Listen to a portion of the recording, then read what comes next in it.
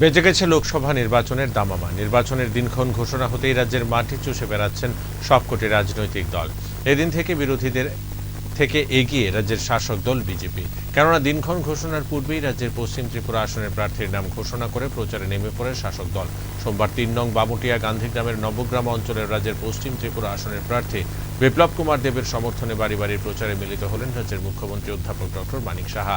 এদিন মুখ্যমন্ত্রী বক্তব্য রাখতে গিয়ে বলেন, রাজ্যের দুটি আসনে পদ্মফুল ফুটিয়ে নরেন্দ্র মোদীর হাত শক্ত করার জন্য বাড়ি বাড়ি গিয়ে শুধুমাত্র জনসম্পর্ক স্থাপন করলেই চলবে না, জনসম্পর্কের পাশাপাশি স্থাপন করতে হবে সমর্থনও। সেদিকে লক্ষ্য রেখে ভারতীয় জনতা পার্টির প্রতিটি কার্যকর্তা রাজ্যের প্রতিটি কানায় কানায় কাজ করে চলেছে।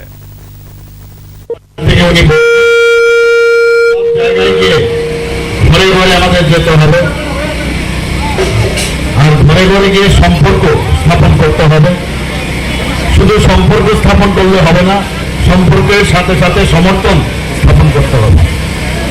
আমাদের ভারতীয় জনতা পার্টি সেই উদ্দেশ্যে আজকে সব জায়গায় সমস্ত ত্রিপুরা প্রদেশের কোনায় কোনায় আমরা যাচ্ছি এবং গিয়ে খালি এই কথাটা বলছি, মোদীজি আপনাদের কাছে পাঠিয়েছেন, উনি আশীর্বাদ চাইছেন, আর সেটা আমরা করবো কিনা, সে আশীর্বাদ তো প্রধানমন্ত্রীজিকে দেওয়া উচিত।